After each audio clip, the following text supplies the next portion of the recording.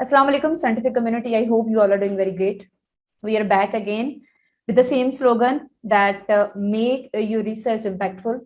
और अपनी रिसर्च को इम्पैक्टफुल बनाने का कोई एक तरीका नहीं है. We are talking about the multiple ways. और जब आप अपनी रिसर्च को इम्पैक्टफुल बना लेते हैं तो उसके आपकी लाइफ पर किस तरह से इफेक्ट आते हैं. ना सिर्फ ये इम्पैक्टफुल रिसर्च आपके उस रिसर्च ड्यूरेशन उस टाइम को यूजफुल बना रही है, बल्कि आपकी लाइफ पर उसके लॉन्ग टर्म इफेक्ट आते हैं. और अगर आप उस लम्हे जब आप अपने रिसर्च टॉपिक को और अपने रिसर्च एरिया की सिलेक्शन कर रहे हैं और उससे रिलेटेड तमाम चीजों की सिलेक्शन कर रहे हैं, इतना क्रिटिकली नहीं सोचते, तो यही चीजें एट द एंड वो टाइम पीरियड तो आप मुख्तलिफ तजर्बात में गुजार ही रहे होते हैं. एट द एंड जब आपको उस डिग्री के उस रिसर्च के रिजल्ट्स मिलने होते हैं, तब भी आपको फिर बहुत ज्यादा गैप्स फाइंड आउट करते हैं. और जब आप क्रिटिकल एनालिसिस करते हैं कि कहाँ पर गैप्स रह गए, तो आपको पता चलता है कि आपने मेजर मिस्टेक्स कौन सी की. आज हम जो सेशन कर रहे हैं, this is all about how you can make your research impactful, और उसमें टेक्नोलॉजी का यूज किस तरह से कर सकते हैं. How you can do advance learnings, ताकि आपकी रिसर्च और आपके रिसर्च रिजल्ट्स जो हैं वो और ज्यादा इम्पैक्टफुल होकर आपकी कम्युनिटी, आपकी सोसाइटी के सामने आए. और इस मकसद के लिए हमारे साथ पाकिस्तान के एक यंग साइंटिस्ट है, who is an inspiration for the young scientist I can say, जो कि अपने फील्ड में बहुत यूनिक हैं और पाकिस्तान में ऐसी रिसर्च को लेके आए हैं और ऐसी रिसर्च में एक्सपर्टीज रखते हैं जो कि वी कैन से पाकिस्तान इस रिसर्च में बहुत पीछे है. We are having with us doctor Minhaj. Doctor Minhaj की एक्सपर्टीज जो हैं वो बहुत ही, जब मैं उनकी बायो पढ़ती हूँ तो मुझे समझ नहीं आती कि जो मेजर की टर्म्स है वो कौन सी हैं और माइनर की टर्म्स कौन सी हैं, and how we can relate all them with together, because वो ह्यूमन साइकोलॉजी, बिहेवियर साइकोलॉजी को समझते हैं, data sciences, artificial intelligence, management sciences, और इन सारी चीजों को साथ लेके चल रहे हैं. मॉडर्न टूल्स एंड टेक्निक्स को समझते हैं, किस तरह से आप अपनी रिसर्च में इनको अप्लाई करके अपनी रिसर्च को इम्पैक्टफुल बना सकते हैं, उस सबको समझते हैं. और पाकिस्तान में और पाकिस्तान से बाहर उनकी ट्रेनिंग्स दे रहे हैं. बहुत सारे ऐसे प्लेटफॉर्म्स हैं जहां पर यंग साइंटिस्ट को रिकग्निशन मिलती है, वहां पर ये रिकग्नाइज हो चुके हैं और ज्यादातर इंटरनेशनल काम करते हैं. और माशाल्लाह इनकी रिसर्च इतनी अच्छी है कि इंटरनेशनली इनको बहुत इतनी यंग एज में रिकग्निशन मिली. तो वेलकम डॉक्टर साहब इन द शो और इस साइंटिफिक कम्युनिटी के सामने जो हमारे प्लेटफॉर्म पे है.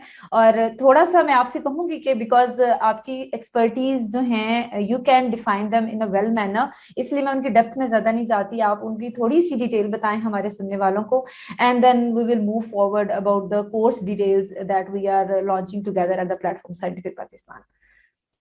Thank you so much doctor Rizwana, it's a pleasure being here. आपने बड़ा जेनस इंट्रोडक्शन करवाया. अक्सर लोग जब रिसर्च मेरी देखते हैं तो आपके तरह ही पूछते हैं कि बेसिकली आप करते ही क्या हैं, क्योंकि ये बड़ी इंटरडिसिप्लिनरी फील्ड है और पाकिस्तान में भी ये ट्रेंड रिसेंटली ही आया है. इससे पहले बिल्कुल भी नहीं था और अभी तक हमारा जो एजुकेशन कल्चर है उसने इसको अडॉप्ट नहीं किया कि आप अगर फॉर एग्जांपल आपने बैचलर्स में साइकोलॉजी पढ़ी है, मास्टर्स में आप कंप्यूटर साइंस पढ़ लें, पीएचडी आप लॉ में कर लें, तो ये जो इंटरडिसिप्लिनरी ट्रेंड है ये अभी पाकिस्तान में आया नहीं है. बाहर ये बहुत अरसे से आ चुके हैं. तो मेरी भी जो फील्ड है वो एक इंटरसेक्शन के ऊपर है, जो साइकोलॉजी, डेटा साइंस और बिजनेस से रिलेटेड है. और इसका जो यूजेज है वो बहुत जेनेरिक है, बहुत सारी इंडस्ट्रीज में यूज़ होता है अराउंड द ग्लोब. इसके अंदर मार्केटिंग है, इसके अंदर कंप्यूटर विजन है, इसके अंदर बिहेवियरल साइंसेज हैं, इसके अंदर तमाम सोशल साइंसेज आ जाती हैं. तो थोड़ा ऐसा लगता है कि ज़रा कन्फ्यूजन सी है, लेकिन नहीं, ख़ास कोई कन्फ्यूजन नहीं है. जहाँ तक आपने रिसर्च की बात की है, तो रिसर्च हम लोग अक्सर समझते हैं कि बहुत एक कॉम्प्लिकेटेड टॉपिक है, बहुत पढ़े लिखे लोग ये करते हैं, और यूनिवर्सिटीज़ और जो एकेडमिक एक सर्कल है उससे बाहर होती नहीं. हालांकि ये चीज़ों को मुश्किल बनाना लोगों के लिए आसान है, आसान बनाना बहुत मुश्किल है.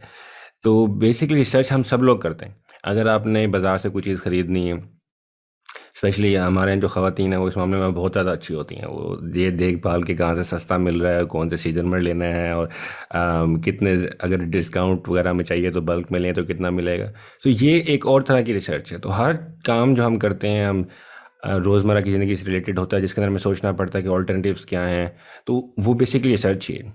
जो एकेडमिक रिसर्च है उन्हीं प्रिंसिपल्स को लेके थोड़ा और इंटेलेक्चुअल और जिसे कहते हैं बुकिश थ्योरेटिकल रिसर्च होती है, जिसके अंदर हम सेम प्रिंसिपल यूज़ करते हैं जो हम अपने रोज़मर्रा की चीज़ों को ख़रीदने में करते हैं। फॉर एग्जांपल, जो मैंने आपको एग्जांपल दी कि कपड़ों की एक रिसर्च है, जब लोग जाते हैं देखते हैं कहाँ से सस्ते मिल रहे हैं, कौन से अच्छे ब्रांड के हैं, ऑफ सीज़न में कितने मिलेंगे और किस दुकान से सस्ते मिल रहे हैं। ये चीज़ अब अगर आप एकेडमिक रिसर्च में ले जाएं, अगर आपने कोई सोशल थ्योरी टेस्ट करनी है, फॉर एग्जांपल अगर आपको ऐसे लगता है कि अगर कार्स इंक्रीज़ हो जाएंगे किसी शहर के अंदर तो उसका पोल्यूशन के ऊपर बुरा असर पड़ेगा, जो गैस एमिशंस होंगी, CO2 एमिशंस होंगी, उसकी वजह से माहौल ख़राब होगा। अब इसी आइडिया को आप लेके बेसिकली करेंगे कि टोटल कार की जो सेल्स हैं उनको आप नोट करते जाएंगे, हर साल में इतने साल से इतना ट्रेंड चल रहा है कार्स की। फॉर एग्जांपल एक रफ मिसाल लेते हैं, 50,000 कार्स हर साल किसी शहर में एंटर हो रही हैं। नेक्स्ट ईयर आप फिर लेंगे 50,000, नेक्स्ट ईयर आप लेंगे 60,000, फिर 70,000। बहुत मैं आपको सिंपल से एग्जांपल दे रहा हूँ जो हर बंदे को समझ आ रहा है। फिर आप जो उस शहर की CO2 इमिशंस वगैरह चेक करेंगे कि पोल्यूशन में कितना इजाफा हो रहा है, डीजल की सेल में कितना इजाफा हो रहा है, पेट्रोल की सेल्स में कितना इजाफा हो रहा है। तो ये इन जब आप सारे डाटा को इकट्ठा कर लेंगे उसके ऊपर फिर आप एनालिसिस रन करेंगे कि आया जो हमारा हाइपोथेसिस है कि कार्स की वजह से पोल्यूशन में इजाफा हो रहा है, ये ठीक है या नहीं है। आया कि ये सिर्फ कार्स की वजह से हो रहा है, जो बाकी रिक्शा वगैरह हैं, मोटर बाइक्स हैं या और इंडस्ट्रियल एमिशंस हैं वो भी इसमें किरदार अदा कर रही हैं। तो एक बहुत सिंपल से एग्जांपल है। तो हम लोग बड़ा कॉम्प्लिकेटेड हर चीज़ को बना देते हैं, रिसर्च इतना कॉम्प्लिकेटेड है नहीं जितनी लगती है।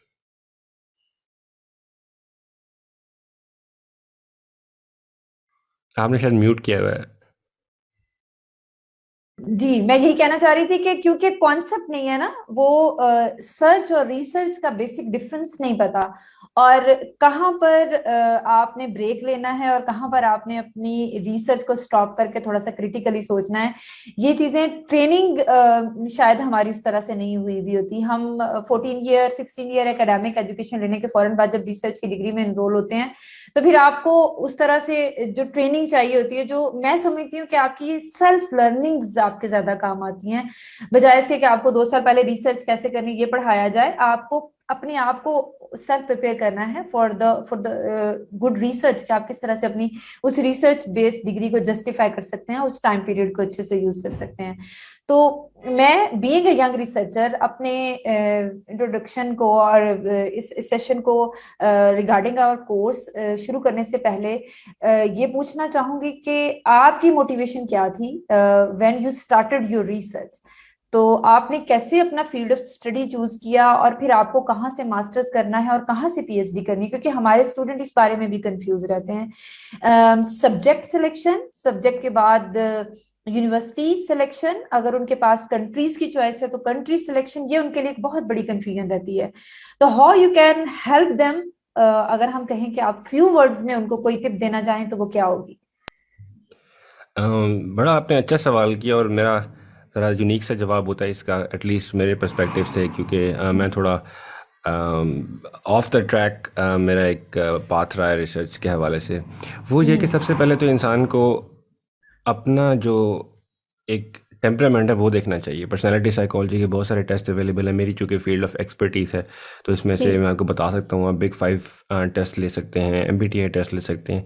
पहले तो अपने आप को ये आइडेंटिफाई करें कि आप किस सोशो इकोनॉमिक क्लास से आप ताल्लुक़ रखते हैं, को कौन से आपके नेचुरल इंक्लिनेशंस हैं, आपके गिफ्ट क्या हैं। हर इंसान का कोई ना कोई गिफ्ट होता है जब वो पैदा होता है। वो स्पोर्ट्स में भी हो सकता है, वो आर्ट्स में भी हो सकता है, वो म्यूज़िक में भी हो सकता है, वो राइटिंग में भी हो सकता है। तो पहले तो ये हम्म। आइडेंटिफाई करें कि वो कौन सा ऐसा काम है जो आप सब लोगों से बेहतर करते हैं। और इसका बड़ा हम्म। इजी तरीका है कि आप अभी किसी टीचर से पूछें क्लास में कि ये जो बच्चा है ये बताएं ये इसकी सबसे अच्छी बात क्या है, मतलब ये क्या कौन सा काम सबसे अच्छा कर सकता है। फिर आपके पेरेंट्स आपको गाइड कर सकते हैं कि इनका जो नेचुरल टैलेंट है वो क्या है।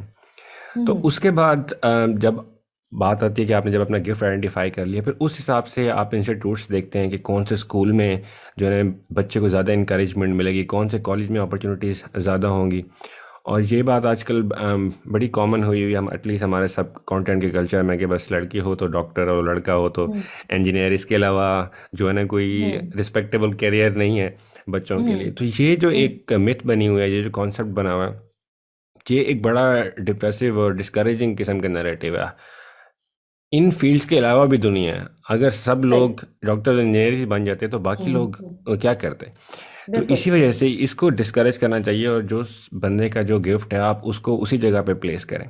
फिर जहाँ हम्म। बात आती है लर्निंग की, तो एक हमारे दिन में ये भी कॉन्सेप्ट बना है कि बैचलर से, मास्टर से और पीएचडी से आपका जो एकेडमिक प्रोफाइल है वो तो चलो बनेगा ही, कुछ सोशल इस्टीम और सोशल स्टेटस की वजह से आप ये पढ़ लें। और ये बड़ा एक जो है ना डिस्करेजिंग और रॉन्ग नज़रिया है तालीम हासिल करें।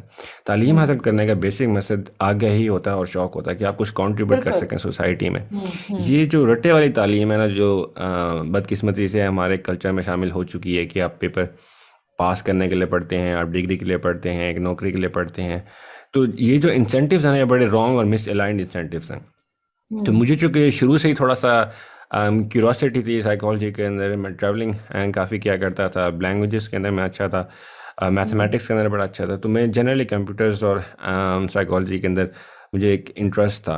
और हम्म। एकेडमिक्स के अंदर भी ये था कि इतना कोई ज़हीन और हाई फतीन बच्चा नहीं था, मैं बस एवरेज ग्रेड्स जो है ना वो मैं ले लेता, लेकिन मेरे पास एक गिफ्ट था कि I can explain things very well, कि जो सही है। कॉम्प्लिकेटेड कॉन्सेप्ट्स हैं उनको सिंपल एग्जांपल्स में अंडरस्टैंडेबल और रिलेटेबल एक्सप्लेनेशंस जो है ना मैं दे सकता था। तो दैट कम इन हैंडी। तो फिर मैंने बैचलर्स यहाँ से किया, एमबीए किया, उसके बाद जब मैं स्वीडन गया फॉर हायर स्टडीज़, वहाँ पे फिर मुझे और भी ज़्यादा अपॉर्चुनिटीज़ मिली, क्योंकि एक अच्छा ट्रेंड बाहर यूनिवर्सिटीज़ में ये है कि आप किसी भी क्लास में जाके बैठ हम्म। सकते हैं, तो आपका सही डिपेंड नहीं सही है। करता कि सब्जेक्ट्स की वो हम्म। क्लास है, आपको कोई परमिशन नहीं लेनी हम्म। पड़ती। तो मेरे हम्म। लिए एक बड़ा आइडियल और कंड्यूसिव सा एनवायरनमेंट था कि मैं डिफरेंट क्लासेस में सोशोलॉजी की हो, एंथ्रोपोलॉजी की हो, मार्केटिंग की हो, डिज़ाइन की हो, आर्किटेक्चर की हो, तो वो जिस जिस जगह से जो जो ज्ञान मिलता था जाके जो ना वो मैं ले लेता था। फिर लैंग्वेजेस मेरी थोड़ी अच्छी थी, जब मैंने ट्रैवलिंग शुरू की यूरोप के अंदर, तो फिर I studied to learn Swedish, German, French. तो इस से जो एक इंसान को कम्युनिकेशन पावर मिलती है, वो हम्म। जो एक्स्ट्रा करिकुलर जो बेनिफिट्स हैं ना, वो आपको एकेडमिक्स में भी काम आते हैं अगर आप चीज़ों को एंजॉय करके और खुशी के साथ करें। लेकिन अगर आप सिर्फ एक सोशल एस्टीम के लिए और एक जॉब और एक डिग्री के लिए करेंगे, तो फिर वो चीज़ उसके अंदर जो है ना आप ज़्यादा देर तक सस्टेन नहीं कर सकते। तो मेरा हम्म। तो ये जो सिंपल ज़रा हट के मैसेज ये है कि वो काम करें जिसमें आप खुश हैं, जिसमें आपका टैलेंट है और जिसके हम्म। अंदर आप बेस्ट हैं। तो उसके लिए ठीक है। यूनिवर्सिटी और कॉलेजेस जो आपको बेस्ट लगते हैं आप उसको चूज़ करें और दिल लगा के काम करें। सही हो गया। ठीक है, थोड़ी सी इन चीजों को बहुत एक्सप्लोर करने की जरूरत है, और हम इसके ऊपर एक सेशन रखेंगे, क्योंकि इस बारे में बहुत से क्वेश्चंस हैं जो कि इंशाल्लाह हम चाहेंगे कि बीइंग अ यंग रिसर्चर आप यूथ को इसका आंसर कर सकें। हम एक कोर्स आपके साथ अनाउंस कर रहे हैं एट द साइंटिफिक पाकिस्तान की वेबसाइट के ऊपर, जिसमें हमारे और भी बहुत सारे साइंटिफिक स्किल्स से रिलेटेड कोर्सेज हैं, साइंटिफिक एंटरप्रेन्योरशिप के ऊपर कोर्सेज हैं, किस तरह से आप अपने आप को साइंटिफिकली स्किल्ड बना सकते हैं। आपका एक कोर्स हमारे साथ आ रहा है जिसमें आप एसपीएसएस और पीएलएस 3 की ट्रेनिंग दे रहे हैं। तो थोड़ा सा सबसे पहले तो मैं ये जानना चाहूंगी कि ये दोनों सॉफ्टवेयर्स क्या हैं, किस पर्पस के लिए हम यूज करते हैं। पहले तो ये कि थैंक यू सो मच कि आपके प्लेटफॉर्म से आप अपने जो कोर्सेज लॉन्च कर रहे हैं। जब मैं पाकिस्तान में आया तो ज़्यादातर मैं कॉर्पोरेट सेक्टर में काम करता हूँ। कंपनीज हम्म। सारी बाहर की होती हैं, ह्यूज डेटा सेट्स होते हैं, उसके अंदर कंप्यूटर पावर्स वगैरह होती हैं, तो एज सच जो प्रॉब्लम्स होते नहीं हैं जो पाकिस्तान के यहाँ बच्चों को होते हैं।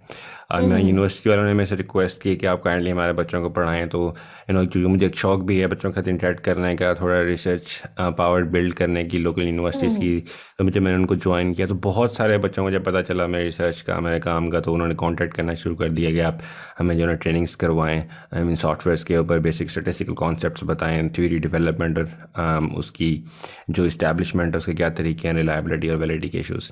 तो एडवांस रिसर्च मेथड्स के कोर्सेज मैंने करवाना शुरू किए एमफिल और पीएचडी लेवल के ऊपर। उसमें पोस्ट डॉक्टरल रिसर्चेस वगैरह भी, रिसर्चर्स भी शामिल थे।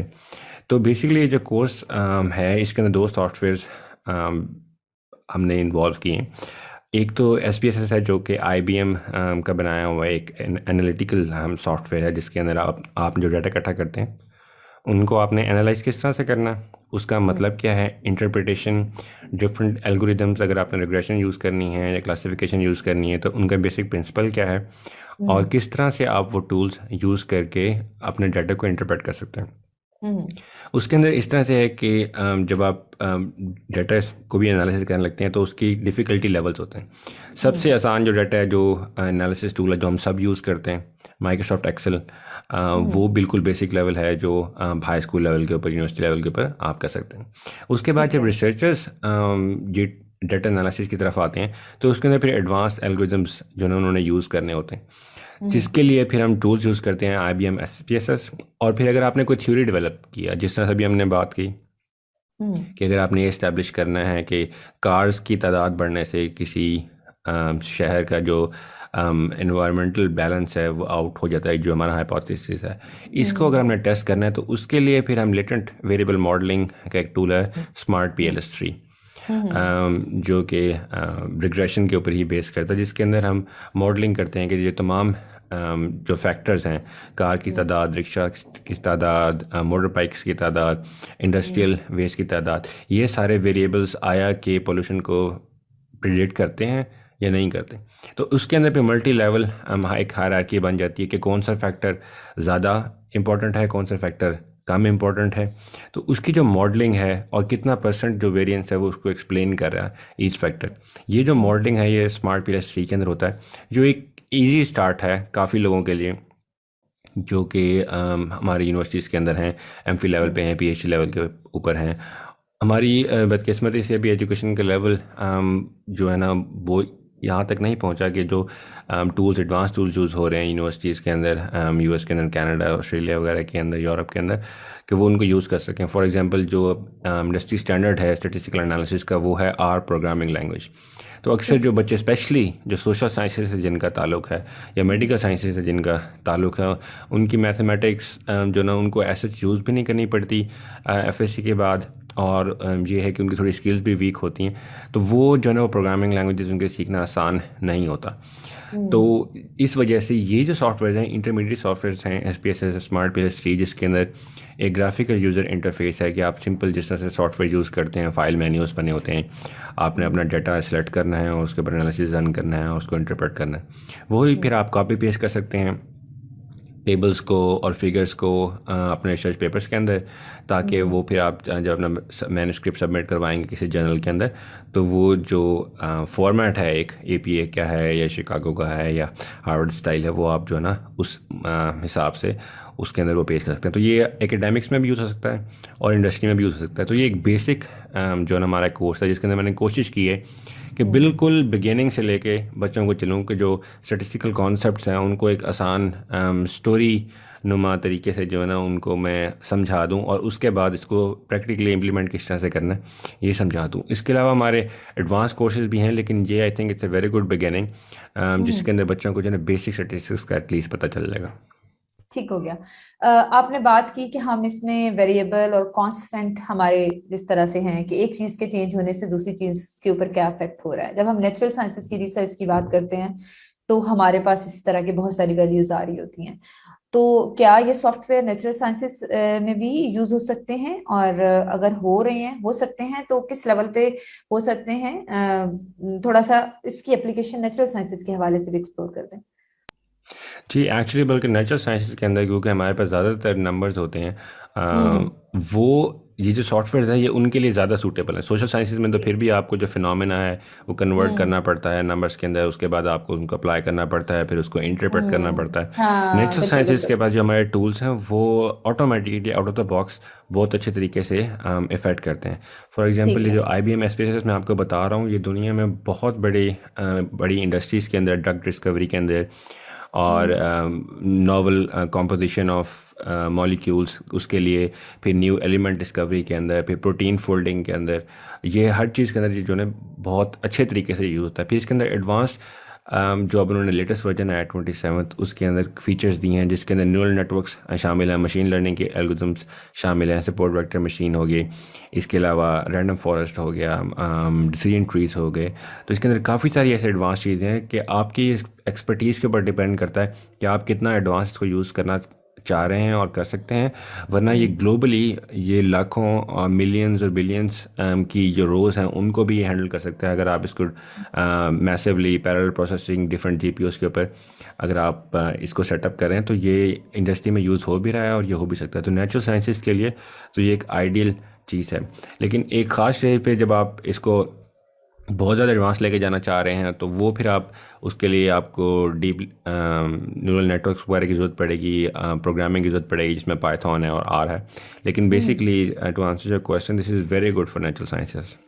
ठीक। एक ऐसा रिसर्च पेपर जिसमें सारा डाटा है मुख्तलिफ तरीकों से एवेल्यूएट हुआ हुआ है, क्योंकि ये जब आपके पास एक फिगर की फॉर्म में एवेल्यूएशन आ जाती है तो आपके पेपर के इम्पैक्ट को और बढ़ा रही है। मतलब आपने जो पहले रूटीन में आप अपनी कैलकुलेशंस के साथ कर रहे हैं और पेपर सबमिट करवा रहे हैं, और उसके साथ अगर आप अपने पेपर में इन PLS3 का SPSS का डाटा भी ऐड कर देते हैं तो ये आपके पेपर की वैल्यू को किस हद तक बढ़ा सकता है?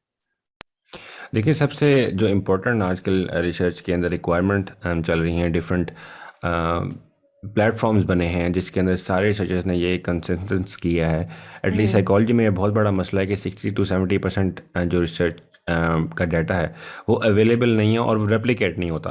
रेप्लिकेशन का मतलब ये है कि अगर आप एक जगह से डाटा कलेक्ट करके उसके ऊपर एनालिसिस रन करते हैं, अगर आप और डाटा कलेक्ट करते हैं किसी और जगह से या किसी और सिचुएशन के अंदर, तो वो जो आपके रिजल्ट्स हैं वो रेप्लिकेट नहीं हो रहे दूसरी जगह के ऊपर।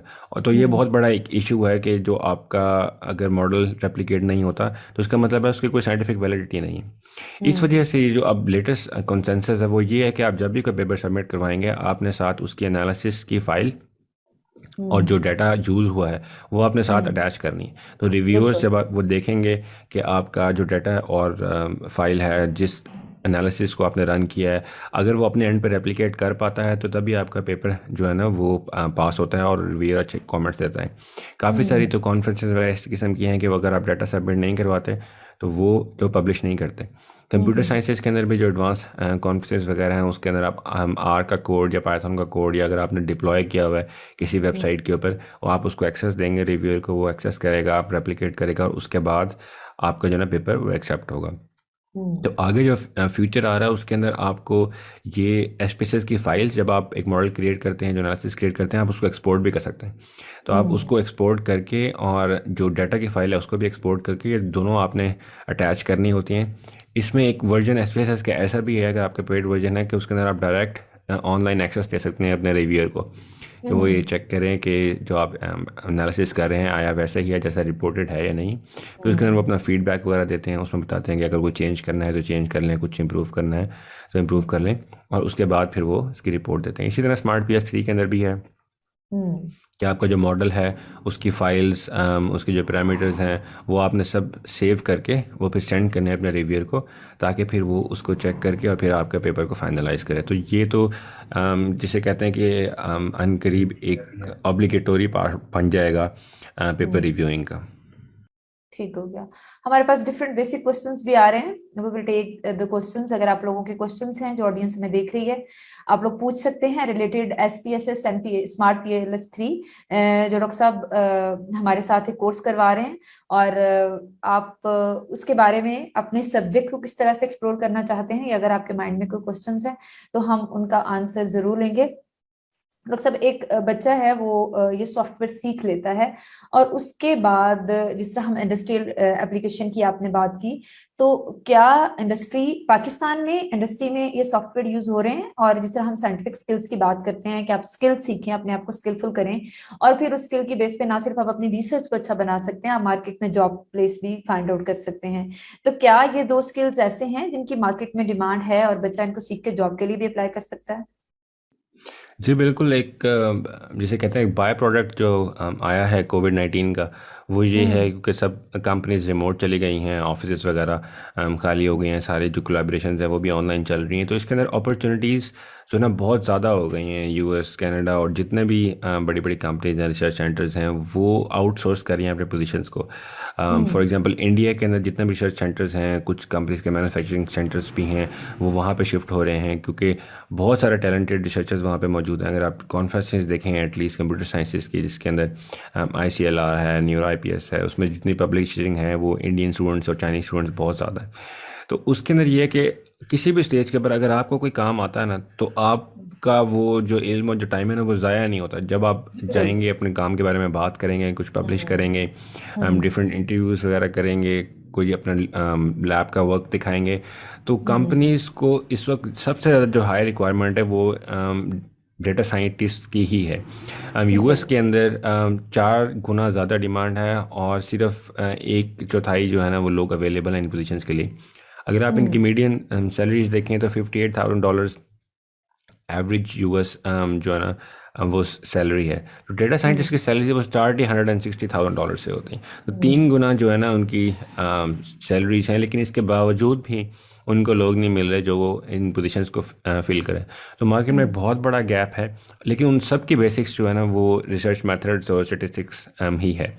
जब तक हम्म। आपको अपने रिसर्च मेथड्स को सही तरीके से डेवलप करना, इंटरप्रेट करना और डिप्लॉय करना नहीं आएगा, ये आप जो कंपनीज हैं ये आपको हायर भी नहीं करेंगी और आप उसमें सर्वाइव भी नहीं कर सकेंगे। तो सबसे पहले कोशिश ये करें कि जब आप ये सॉफ्टवेयर वगैरह सीख लें, कोर्स को गौर से पढ़ें, उसको 2-3 दफ़ा उनकी वीडियोस देखें, फिर जो उसके अंदर एक्सरसाइज हुई हैं उनको इम्प्लीमेंट करें और उसके बारे में फिर मज़ीद रिसर्च करें, फिर एडवांस कोर्सेज वगैरह करें। तो जब एक दफ़ा आप कर लेंगे तो इस बात से तो आप बिल्कुल बेफिक्र रहें कि जो इंडस्ट्री साइड है वहाँ पे तो पहले ही बहुत ज़्यादा शॉर्टेज है। तो हम्म। एटलीस्ट आपको ये मसला नहीं होगा अगर आप सही तरीके से आपने प्रोफाइल अपनी एक बनाई हुई है, उसको आप अप्लाई कर रहे हैं, लिंक्डइन पे आप कनेक्टेड हैं। सबसे इंपॉर्टेंट चीज़ ये कि जो हमारा सबसे बड़ा नेटवर्क है प्रोफेशनल नेटवर्किंग का वो लिंक्डइन ही है। तो अक्सर मैंने हम्म। लोगों को देखा, हमारे रिसर्चर्स वगैरह वहाँ पे हैं ही नहीं, वो अपना कुछ हम्म। पब्लिश भी नहीं करते, लोगों से कनेक्ट नहीं करते, शेयर नहीं करते। तो जब तक आप हम्म। अपना कोई वर्क या एक्सपर्टीज शेयर नहीं करेंगे तो लोग आपको हम्म। जानेंगे नहीं। जब जब आप अपना एक्सपर्टीज शेयर करेंगे तो आहिस्ता आहिस्ता जब लोगों को पता चलेगा कि आपके अंदर कैपेबिलिटी है तो पोजीशंस पे आपकी तरफ खुद ब खुद इंशाल्लाह आनी शुरू हो जाएंगी। ठीक हो गया। जब मेरी आपसे बात हो रही थी तो आपने एक बहुत खूबसूरत बात की थी कि डेटा साइंसेज एक ऐसा सब्जेक्ट है जो हम किसी भी सब्जेक्ट के साथ रिलेट कर सकते हैं। मतलब ये ऐसा फील्ड ऑफ साइंस है या ऐसा सेगमेंट है हम कह सकते हैं इन द रिसर्च। अगर फॉर एग्जांपल केमिस्ट्री का बच्चा है और वो डेटा साइंसेज में आना चाहता है तो उसके लिए क्या रास्ता है? एक एग्जांपल है किसी भी साइंस के स्टूडेंट के लिए डेटा साइंसेज में आने के लिए पहला स्टेप क्या है और वो किस तरह से अपने आप को इसमें एक्सपर्ट कर सकता है? देखिए, सबसे बड़ी बात तो ये है कि जो हाईएस्ट फील्ड्स हैं जिनके अंदर डेटा साइंटिस्ट की ज़रूरत है और हाईएस्ट अर्निंग फील्ड्स भी हैं, हाईएस्ट इन्वेस्टिंग फील्ड भी हैं, वो इन्हीं से रिलेटेड हैं। केमिस्ट्री से, बायोकेमिस्ट्री से, बायो हम्म। इन्फॉर्मेटिक्स से, health hmm. And life sciences से। अब जो हम्म। जितनी ड्रग्स के ऊपर काम हो रहा है एस्ट्राजेनेका के अंदर, या ग्लैक्सोस्मिथक्लाइन के अंदर या फाइजर के अंदर, ये बेसिकली वो डेटा साइंटिस्ट ही हैं जो डिफरेंट कॉम्पोजिशंस जो है ना बनाते हैं ड्रग्स की, उनकी प्रॉपर्टीज़ को देखते हैं, उनकी डिफरेंट कॉम्बिनेशंस को देखते हैं, उनकी फिर क्लिनिकल ट्रायल्स होते हैं, वो चेक करते हैं कि ह्यूमन सब्जेक्ट के ऊपर और एनिमल सब्जेक्ट के ऊपर उनका क्या एफिकेसी लेवल क्या है, ड्रग की एलिमिनेशन रेट क्या है, उसमें से कौन कौन से कंपाउंड्स इंपॉर्टेंट हैं, कौन से नहीं हैं, प्राइस वाइज ये आपको फिजिबल है भी सही है ड्रग बनाना ये नहीं है। तो इस सब के अंदर जो कोर मिसिंग पीस है वो है ही डेटा साइंस का। तो इसी वजह से हम्म। आप हेल्थ केयर के अंदर जाएं तो सबसे ज़्यादा जो सैलरीज हैं और रिक्वायरमेंट है वो बायोमेडिकल इंजीनियर्स की, बायोमेडिकल डेटा साइंटिस्ट की, कि वो मॉडल्स क्रिएट करें और उनको लाइफ टाइम जो है ना डिप्लॉय करके देखें। हम्म। मेरे शायद जिन लोगों को नहीं पता, मेरा अपना एक पॉडकास्ट है द मिनाज पॉडकास्ट, उसके ऊपर मैं जितने रिसर्चर्स वगैरह हैं, guest around the world, professors हैं, गूगल, फेसबुक, नेटफ्लिक्स, एप्पल से जितने बड़े बड़े टॉप पब्लिशिंग प्रोफेसर्स हैं उनको मैं अपने पॉडकास्ट से बुलाता हूँ, उनसे कॉन्वर्सेशंस करता हूँ। तो मेरे पास 2 गेस्ट इस किस्म के थे और दोनों के बड़े मशहूर यूट्यूब चैनल हैं। एक डेटा प्रोफेसर के नाम से हैं, थाईलैंड में प्रोफेसर हैं, शनीन, बड़े अच्छे दोस्त हैं मेरे।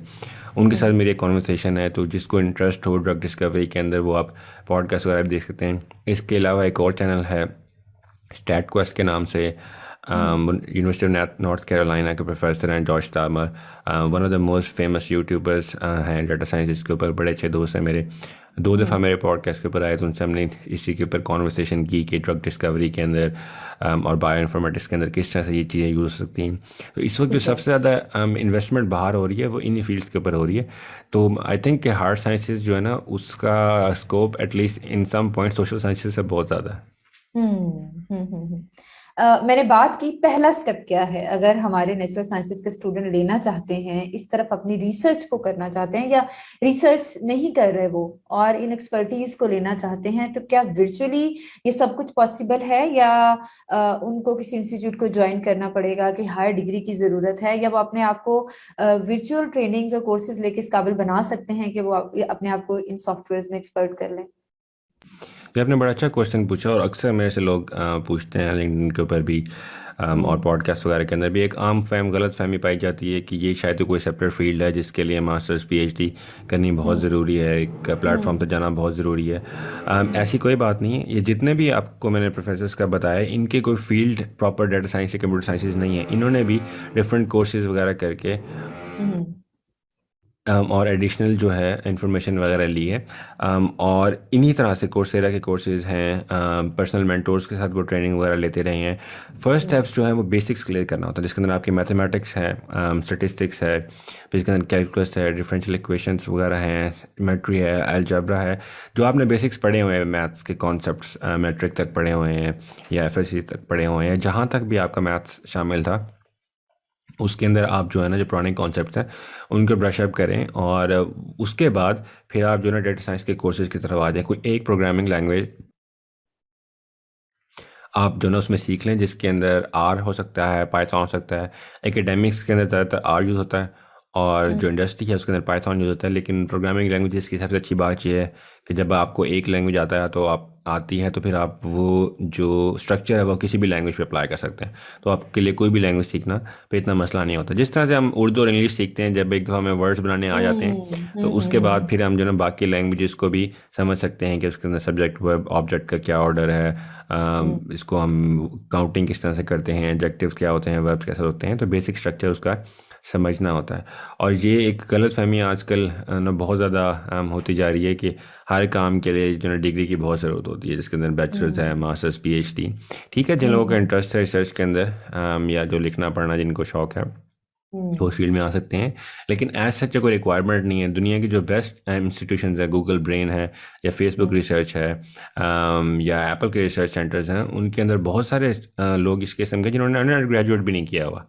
मतलब ऐसे ऐसे लोग भी हैं जो हाई स्कूल से सीधे ही वहाँ पे आ गए, लेकिन उनकी रिसर्च इस लेवल की है कि उन्होंने इतनी एक्सपर्टीज अपने बना ली है कि वो स्टैंड आउट हो गए हैं लोगों के सामने, कि वो उनको वहीं से उठा के उन्होंने डायरेक्ट डिफरेंट रिसर्च इंस्टीट्यूट्स में रख लिया। मेरी अपनी कंपनी जब हम हायर करते हैं लोगों को, तो we don't have a formal education requirement, तो हम उनको टेस्ट वगैरह डिफरेंट देते हैं। इट्स वेरी कंपेरेटिव, लेकिन जब हम उनको टेस्ट वगैरह देते हैं, वो क्लियर कर लेते हैं, तो इस बात से कोई फ़र्क नहीं पड़ता कि उनकी क्या एजुकेशनल बैकग्राउंड्स वगैरह क्या है।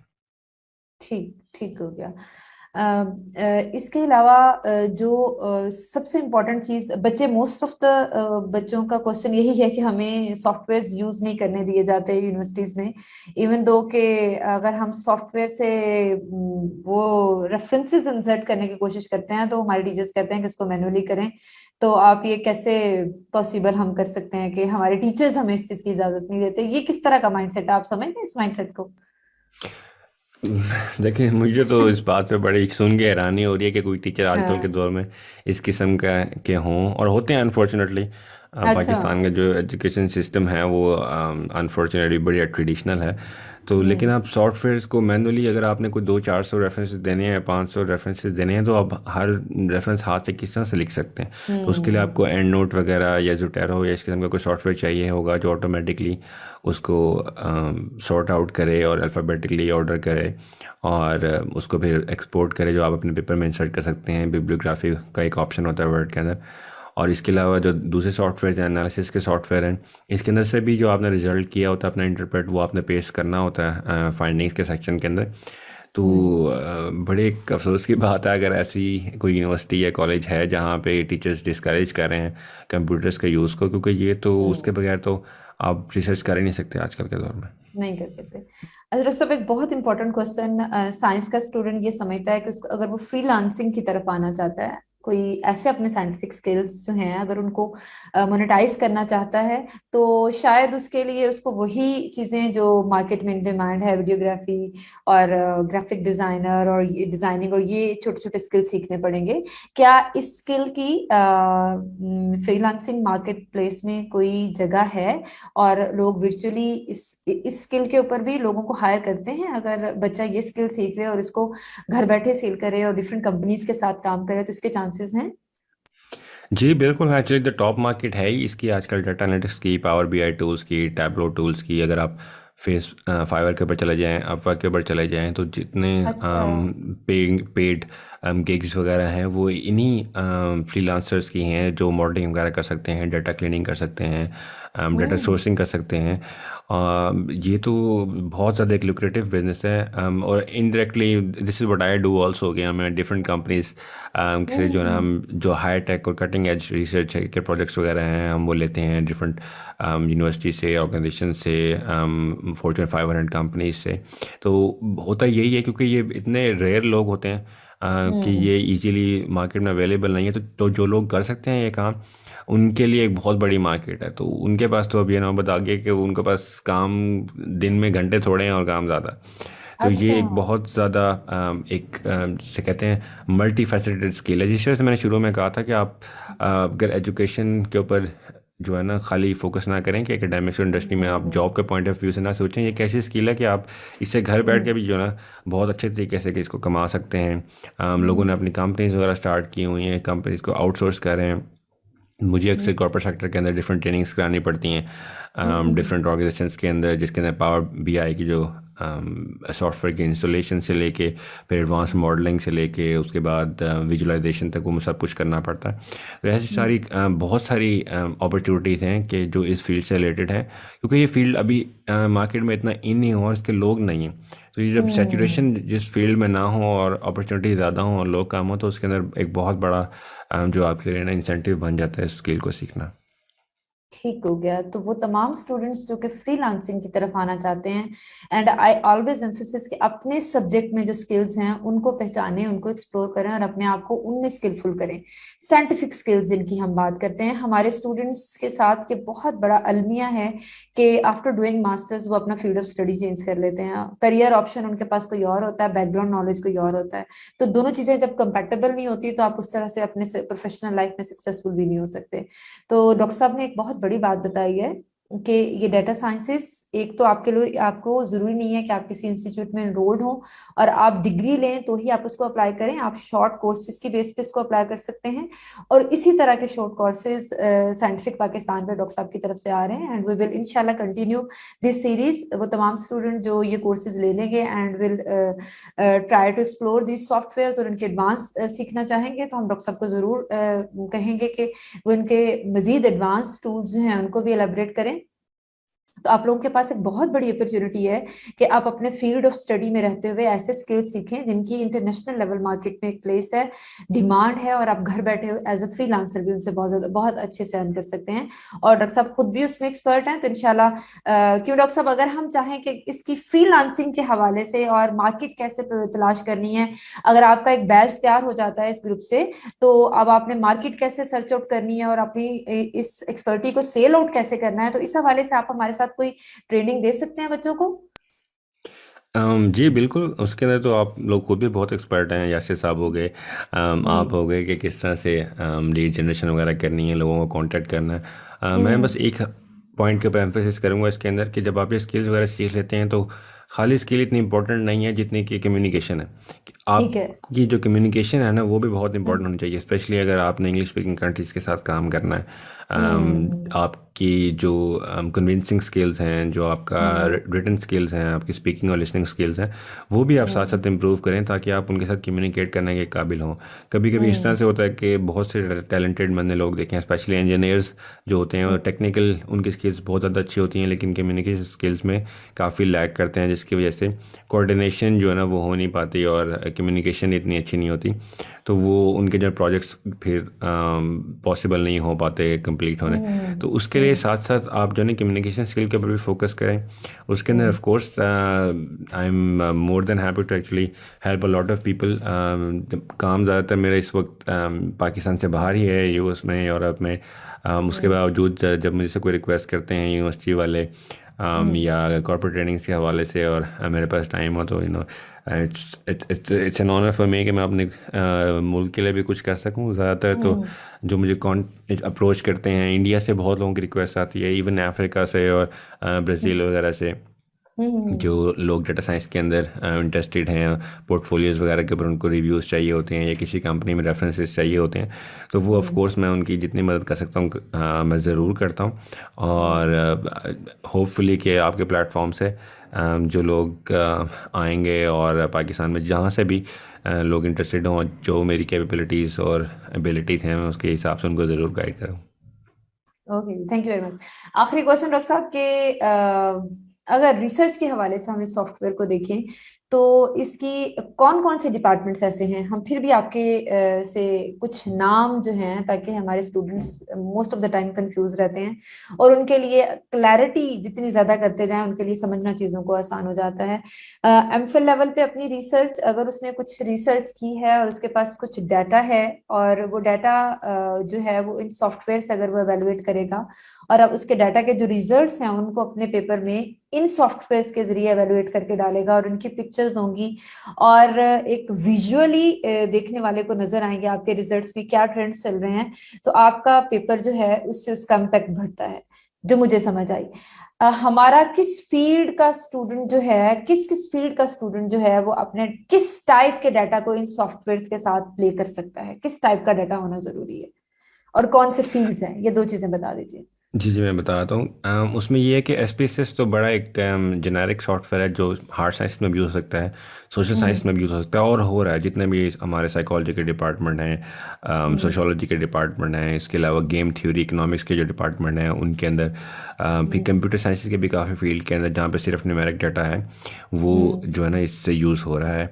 तो ये तो एक जेनेरिक स्किल है जो किसी भी डिपार्टमेंट के लोग ये सीख सकते हैं, और ये सिर्फ एकेडमिक लेवल पे नहीं, ये इंडस्ट्री के अंदर भी थाउजेंड्स एंड थाउजेंड्स ऑफ जहाँ पे एम्प्लॉयज़ हैं वहाँ पे भी ये यूज़ हो रहा है। तो इसके अंदर आप जैसे कहते हैं ना, एक स्किल के अंदर आप दो जिनको कैरियर अपॉर्चुनिटीज़ ओपन करते हैं अपने लिए। जहाँ तक स्मार्ट प्लस 3 का ताल्लुक है, उसके अंदर चूंकि आपने लेटेंट वेरिएबल मॉडलिंग करनी होती है, एक थ्योरी को आपने इस्टेब्लिश करना होता है या कंफर्म करना होता है, तो वो उन सब्जेक्ट के लिए ज़्यादा इंपॉर्टेंट है जिसके अंदर थ्योरी इस्तेमाल हो रही है, जिसके अंदर बिजनेस मैनेजमेंट वगैरह है, साइकोलॉजी की थ्योरी हैं, सोशियोलॉजी की थ्योरीज हैं, इसके बाद इकोनॉमिक्स की काफ़ी उसके अंदर थ्योरीज हैं। फिर आपने जो सोशो इकोनॉमिक फैक्टर्स अगर कोई इस्टेब्लिश करना है, इन्फ्लेशन है या पॉपुलेशन ग्रोथ है या जीडीपी ग्रोथ है, इस टाइप की चीज़ों को अगर जब आपने एक्सेस करना है और आपके पास एक थ्योरी है कि किस वजह से हो रहे हैं, तो वो जो आप थ्योरी टेस्टिंग करते हैं वो स्मार्ट प्लस 3 के जो है ना एक ईजी सॉफ्टवेयर है। और ये तो अब इतना फेमस हो गया है कि आई थिंक सेकंड और थर्ड टॉप जो है ना मोस्ट यूज मेथड बन गया, एटलीस्ट इंफॉर्मेशन साइंसेस में और बिजनेस मैनेजमेंट साइंसेस के अंदर। और इसके जो फाउंडर है स्मार्ट प्लस 3 के, मार्को सास्टेड और क्रिश्चियन रिंगल, बड़ी अच्छी मेरी उनके साथ दोस्ती है, वो मेरे पॉडकास्ट के ऊपर पे गेस्ट थे, डॉक्टर मार्को सास्टेड, तकरीबन 1 साल पहले की बात है। तो वो किसी को इंटरेस्ट हो तो इस कॉन्वर्सेशन के अंदर वो कॉन्वर्सेशन सुन सकते हैं कि इसकी एप्लीकेशन कहाँ कहाँ से हैं, उनके अंदर मैथडोलॉजिकल इश्यूज़ कहाँ से हैं, क्या क्या हैं, कौन सी बुक्स और ट्रेनिंग प्रोग्राम्स उसके ज़्यादा इंपॉर्टेंट होंगे। तो वो एक अच्छी ऑप्शन है। और इसका स्पेशली स्मार्ट प्लस 3 के अंदर जो लाइसेंसेज हैं वो पाकिस्तान में भी अवेलेबल हैं, तो अगर किसी को कोई वर्जन चाहिए जो प्रो वर्जन वगैरह, तो उसके अंदर भी हम लोग आपकी मदद कर सकते हैं। तो ये जो ना दो एक अलग फील्ड्स हैं जिनके अंदर यूज़ सकते हैं, एसपीएसएस जेनेरिक है और स्मार्ट प्लस 3 थ्योरी टेस्टिंग वगैरह के लिए। ठीक हो गया। Thank you very much doctor साहब, it's a nice to have a detail talk with you. और हमारी ऑडियंस ने भी बड़े इंटरेस्ट से आपके इस सेशन को सुना और लेटर ऑन लोग आते जाएंगे और अपने क्वेश्चंस यहाँ पे डालते जाएंगे। अगर कोई ऐसा क्वेश्चन हुआ जिसका आंसर देना बहुत जरूरी है, तो आपसे मैं रिक्वेस्ट करूंगी कि आप काइंडली उसका आंसर जरूर दे दीजिएगा। और वो तमाम लोग जो कि डॉक्टर साहब का कोर्स रजिस्टर करेंगे, इंशाल्लाह they will meet with them in the group, जो कि उन तमाम स्टूडेंट्स के लिए जनरेट हुआ है जो कि इस कोर्स को एनरोल करेंगे, और उनके कोई क्वेश्चंस होंगे तो वो वहां पर ग्रुप में उनसे पूछ सकते हैं। इस कोर्स का लिंक जो है इसी टॉक की डिस्क्रिप्शन में मैं डाल दूंगी विद ऑल द डिटेल्स। आप लोग साइंटिफिक पाकिस्तान की वेबसाइट को विजिट कर सकते हैं और वहां पर वो कोर्स मौजूद है, आप उसको एनरोल कर सकते हैं और लाइफ टाइम कनेक्ट रह सकते हैं with the trainer. And you can download all the free software. ये दोनों सॉफ्टवेयर फ्री हैं, और डॉक्टर साहब ने बुक के लिंक्स भी शेयर किए हैं जो कि आपको सपोर्ट करेंगी टू अंडरस्टैंड दिस सॉफ्टवेयर। और आपकी जितनी भी क्वेरीज होंगी इंशाल्लाह हम लोग आपको ग्रुप में आंसर करेंगे। विल सी यू इंशाल्लाह in the next session. Thank you very much doctor साहब। थैंक यू सो मच जी, बड़ा मज़ा आया आपके साथ बात करके, and hopefully will continue our partnerships इंशाल्लाह and research collaboration in future. इंशाल्लाह इंशाल्लाह। ओके जी, थैंक यू वेरी मच। अल्लाह हाफिज। Thank you.